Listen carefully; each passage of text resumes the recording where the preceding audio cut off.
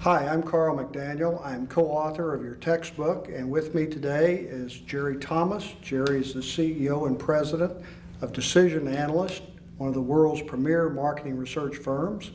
And I'm going to talk with Jerry a little bit about trends in marketing research, and specifically also focusing on globalization.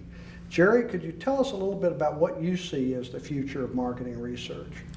Well, some of the major trends, and some are quite surprising. One of the big surprises over the last 10 or 12 years, the ownership of the largest marketing research companies has shifted from the United States to Europe.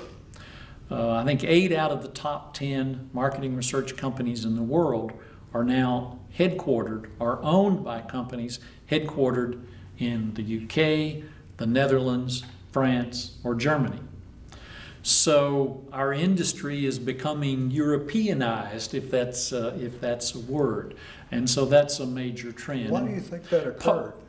I think one of the reasons for that is that European economies have been smaller, and so marketing research companies have been more important to the local economies than they are here in the U.S., where we're just a little tiny industry among all these giant industries. So the marketing research companies in Europe have been able to borrow money from banks more easily than research companies here. They've been able to go public when they're smaller, and so they've been able to raise money in the capital markets more efficiently than research companies, and so then they've just bought up the American research companies because they have easier access to capital.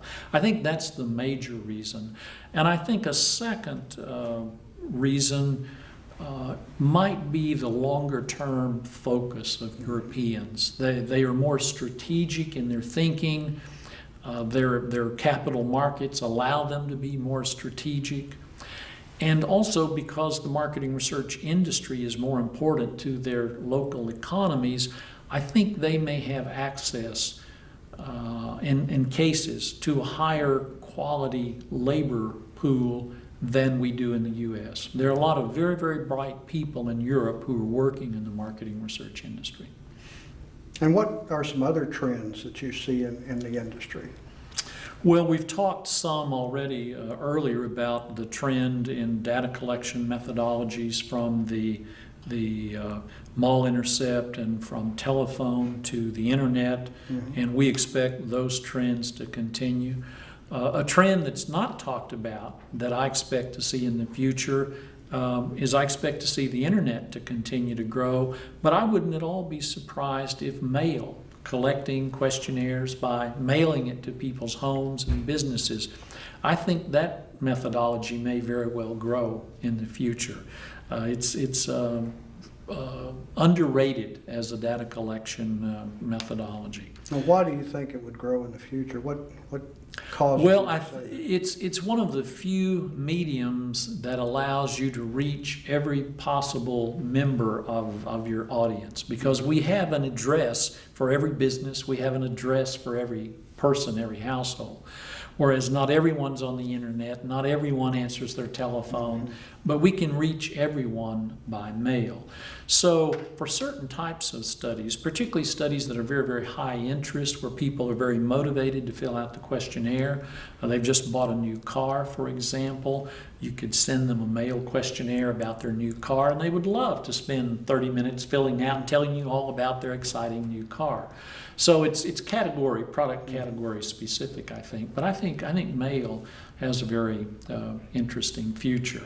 Another trend that we see, because of the internet and because of the proliferation of software systems that are relatively easy to use, the great increase in the number of companies selling samples, we see some corporate or client-side marketing research departments starting to do their own marketing research using the internet as a platform. And it's hard to tell at this point how that will develop or not, but this is a very interesting development and could lead to a lot of interesting future possibilities, but it's too early to tell where that's going to go. I understand that more and more global corporations are looking for firms with global research capabilities. Could you tell me a little bit about this, if it's indeed a trend, and do you see it growing? This one of the great worldwide economic trends of the last 20 years has been the growth of the global economy and the growth of international trade. There have been a number of international treaties agreed to, NAFTA, and other treaties to encourage worldwide trade. And to the extent that we can have free trade among nations, it tends to increase the gross national product of the world economy. So this underlying trend toward globalization is forcing all businesses to become more global in outlook and more global in focus. And it's because of the fact that clients are becoming more global, it's forcing us in research companies to also become more global, because General Motors doesn't want to deal with a different research company in every country. They like to go to one research company and have them do a project all over the world. So if you want to play in the big leagues, you have to be able to play in the global economy. Now, I know most research companies don't have offices in every country of the world. So how would decision analysts, for example, conduct research, say, in 10 countries scattered throughout the world, some developed, some not? Okay. There are really two ways we can accomplish that. If it's a study that's suitable for the internet and they're not sampling issues that prevent it, we would simply do it over the internet, because we have panels. We have online consumer panels in over 150 countries around the world, and in most of those countries we have panels large enough that we can do solid marketing research in the country. But if it was not a study that we could do on the internet, then we have firms in every major country in the world that we partner with. For example, Nikkei Research, you've all heard of the Nikkei Index for the Japanese stock market.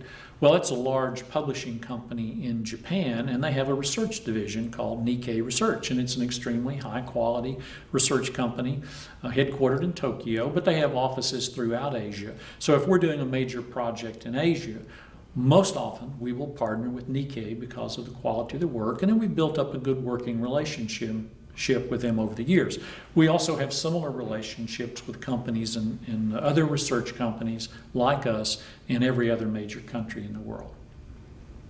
And the next question relates to privacy. There's been a push in the United States and in the European Union for greater and greater consumer privacy. Do you see this impacting the market research industry further? And if so, how? That's a great question, Carl. And we've seen a great impact from privacy legislation. 10, 15 years ago, I'd never heard the word privacy used in the marketing research industry. But now there are privacy laws in the European Union and new privacy laws in the United States that we have to adhere to. And it concerns personally identifiable information. So your telephone number, your home address, your social security number, anything that could be used to identify you as a person has to be protected.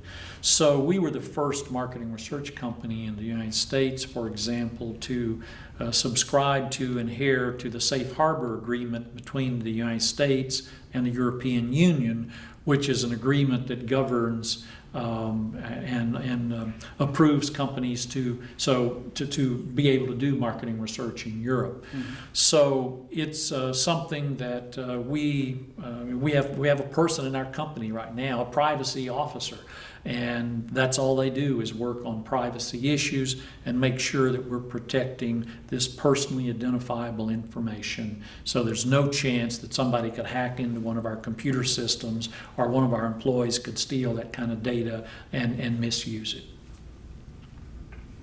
Thank you very much.